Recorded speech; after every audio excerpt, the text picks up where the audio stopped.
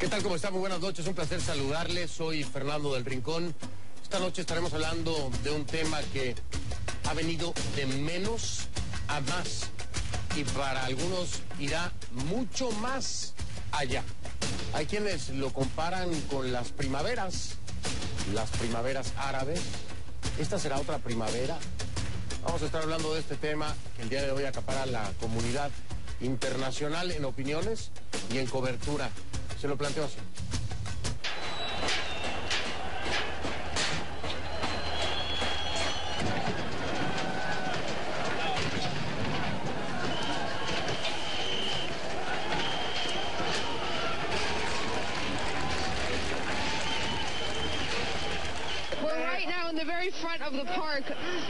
Estamos frente al parque. La gente trata de ayudarnos a combatir los gases lacrimógenos. La parte delantera del parque ha sido despejada ante la intensidad del gas.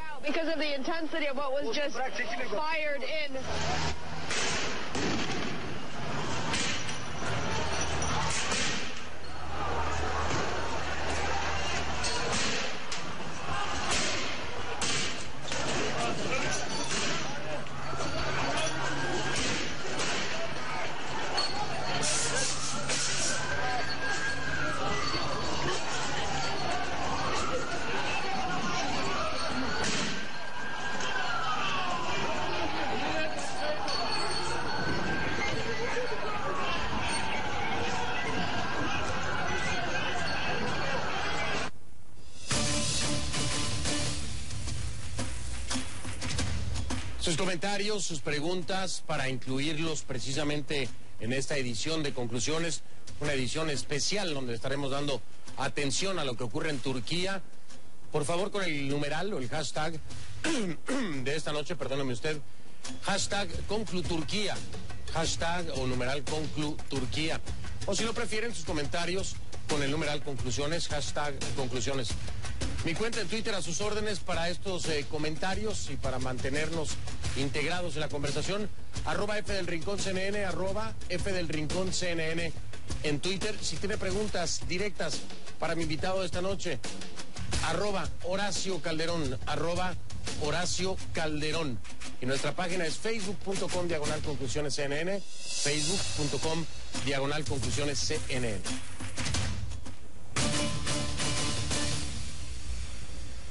En Turquía han pasado más de 12 horas desde que iniciaron violentos enfrentamientos.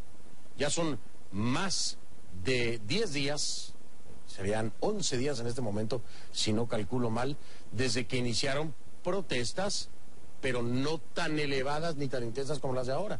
¿Entre quién? La policía y miles de manifestantes en Estambul. Esto en la céntrica plaza de Taksim. ¿Cuál es la causa? Bueno, reclaman que se detenga un proyecto urbanístico que destruiría el emblemático parque Gemini. El primer ministro de Turquía, Erdogan, aseguró que al menos 4 personas han muerto, 3 manifestantes y un policía. Y defendió las acciones de la policía al asegurar que el parque no es una zona de ocupación. Erdogan también culpó desde el parlamento de su país a la prensa internacional y a las redes sociales de reavivar las protestas contra su gobierno. Miles de personas se han sumado a estas protestas que también están ya dirigidas al gobierno del primer ministro y su gobernante Partido de la Justicia y Desarrollo. Nuestro corresponsal en jefe en Medio Oriente, José Levi, nos tiene más detalles de lo que está ocurriendo en Turquía y cómo están las cosas.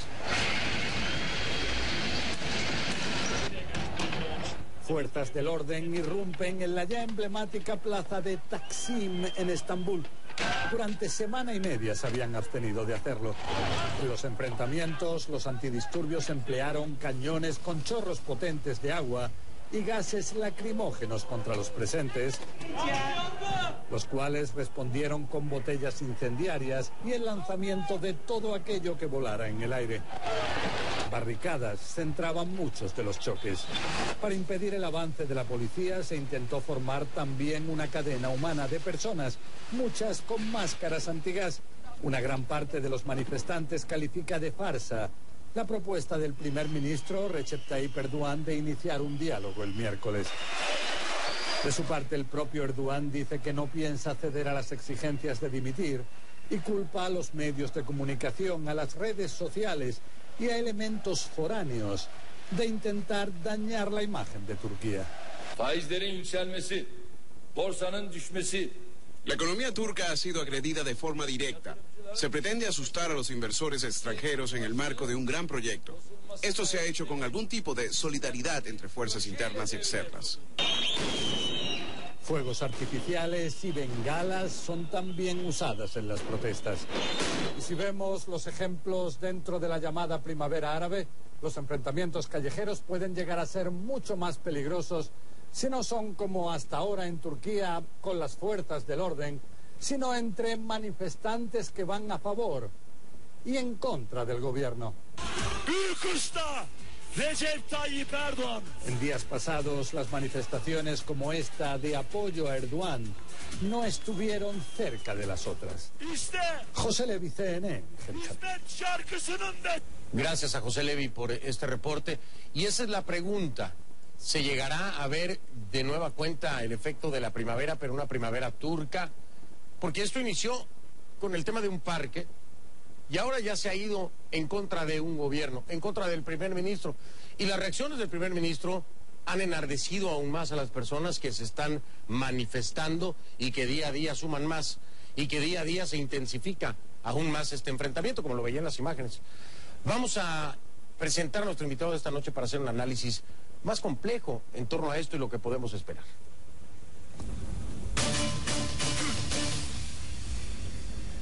Le doy la bienvenida a mi invitado de esta noche, Horacio Calderón, analista de temas internacionales.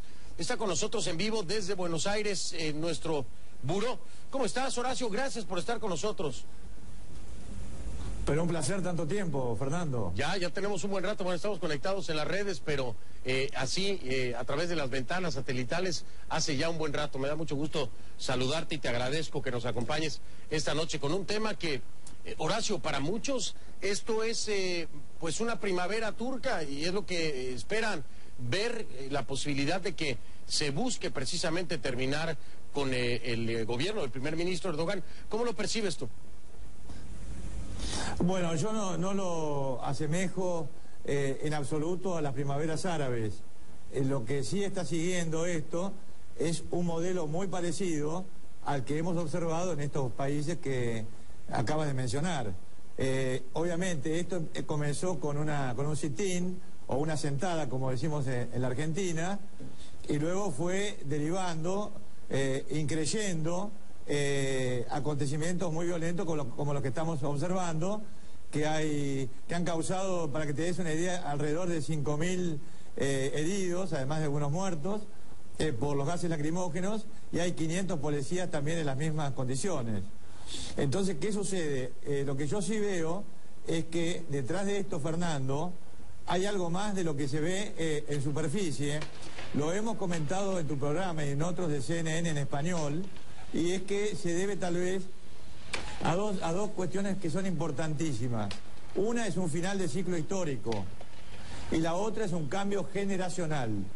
Y lo que observamos en otros países lo estamos viendo en Turquía, en el sentido de que los jóvenes son o han sido la punta de lanza para comenzar este proceso que, para mi punto de vista, no está dividido entre laicos por un lado e islamistas por el otro, sino que es mucho más complejo. Están interviniendo actores internos del país, actores también internacionales.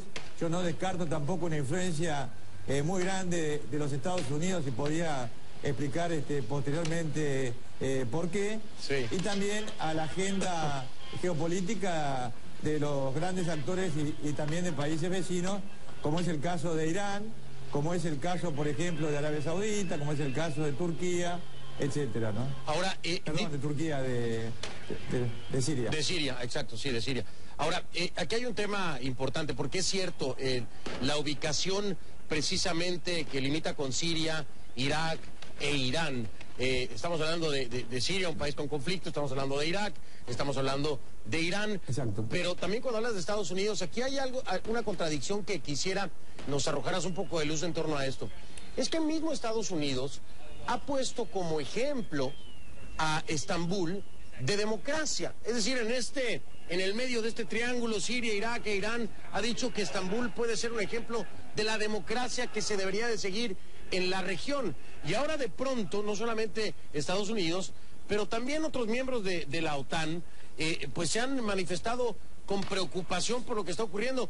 Le están dando la espalda a Erdogan, irónicamente o contrariamente a lo que habían dicho antes, de ponerlo como un ejemplo de un país o de la democracia que debería seguirse en la región. Esto es muy contradictorio, ¿no, Horacio?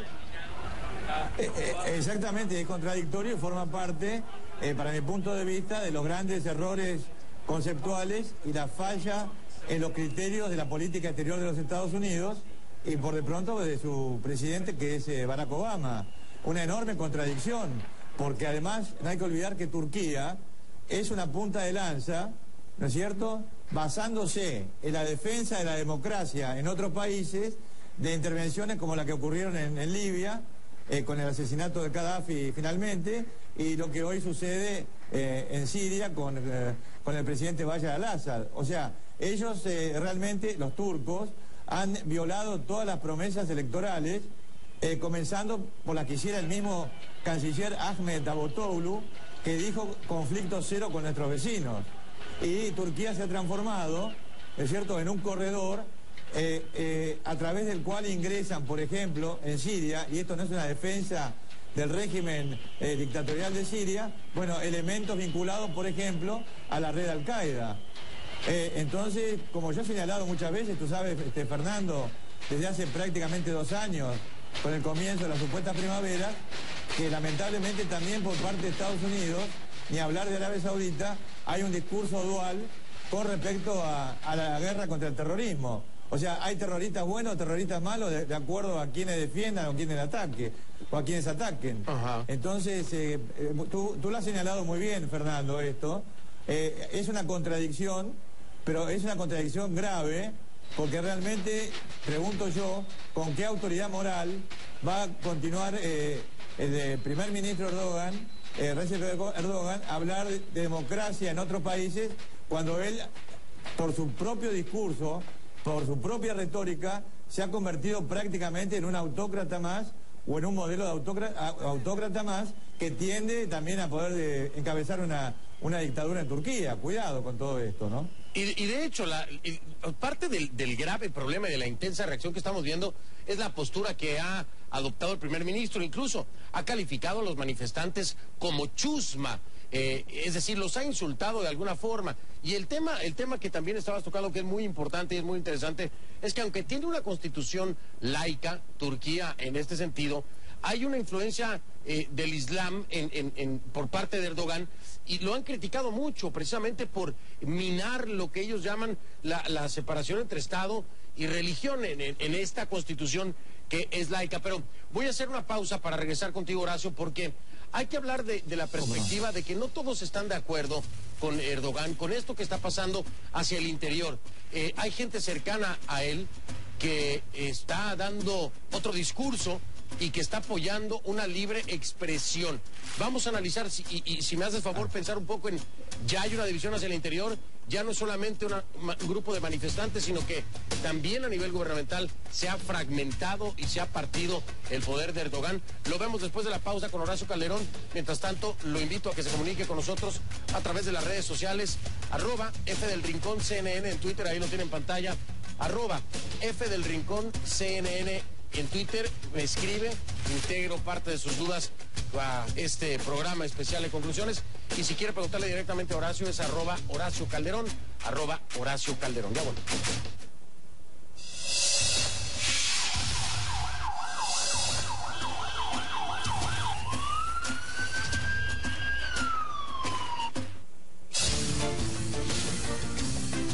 Que se admite hacia el interior, que Erdogan no ha querido reconocer. ¿Esto es una seña de fracturas en el interior? Bueno, no cabe ninguna duda, ¿no?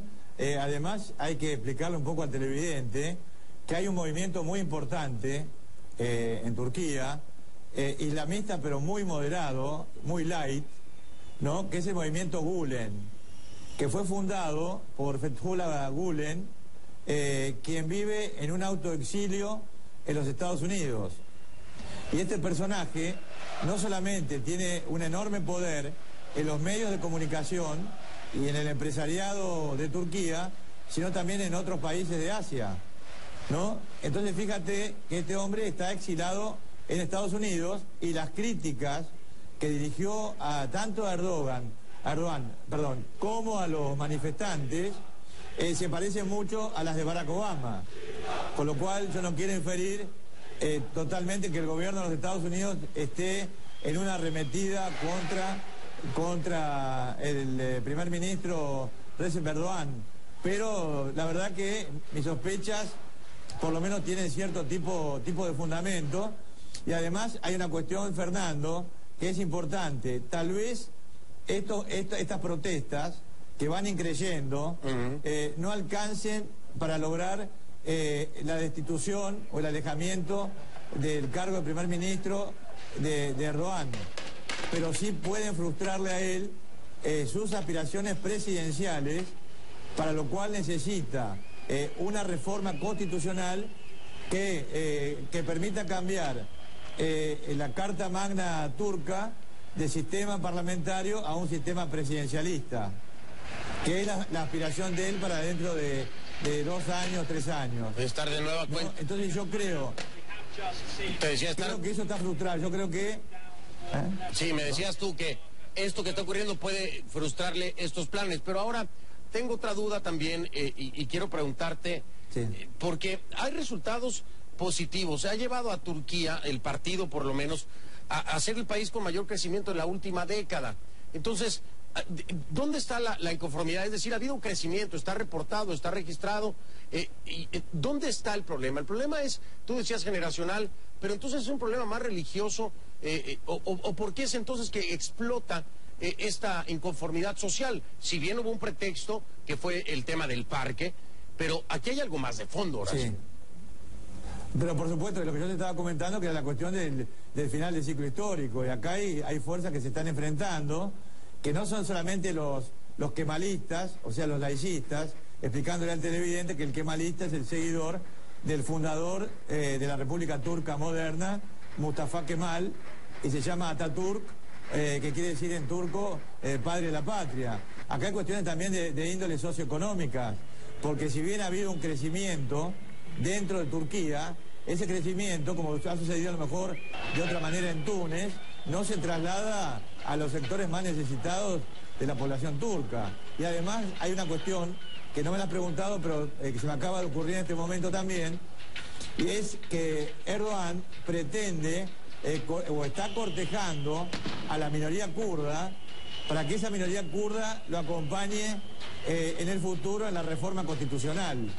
Y a este asunto se opone, por ejemplo, este poderoso personaje de apellido Gulen, el que yo acabo de mencionar, que está autoexilado en los Estados Unidos. O sea que todo esto, te diría, Fernando, para resumir, es multifacético y multidimensional, lo cual implica afirmar que lo que se ve en superficie no necesariamente se corresponde con lo que hay debajo de ella.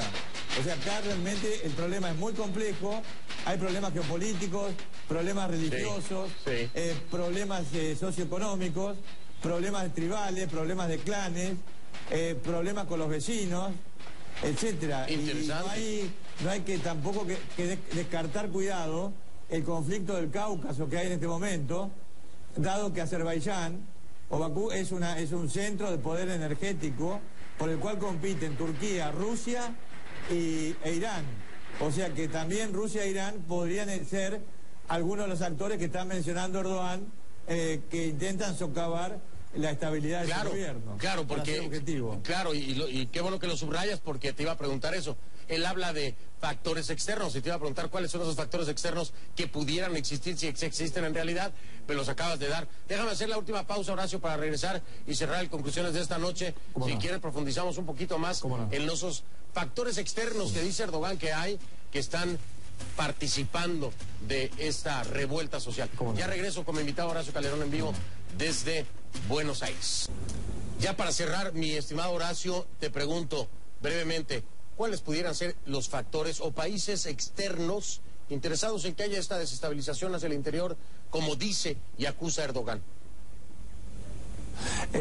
Bueno, por supuesto, en primera línea, yo diría que Siria, por supuesto, Irán y Rusia tienen intereses muy concretos, geopolíticos, con respecto a Turquía, máxime bajo un proceso de desestabilización como el que está manejando el gobierno de Erdogan. Pero además yo sospecho de la participación, por el momento velada, de los Estados Unidos, en apoyo del movimiento Gulen, cuyo principal líder está autoexilado en este país, en los Estados Unidos, ¿no?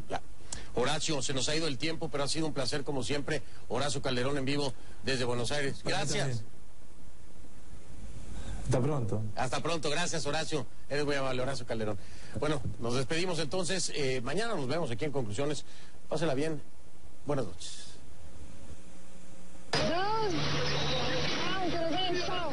Those rounds are being shot directly into Desert Coast. There were thousands, tens of thousands of demonstrators who were peaceful. Again, we were standing right here when something like an altercation seemed to have broken out. That gas is coming towards us right now. But it still continues to be a pretty tense situation down here right now. Difficult to tell what is happening inside the...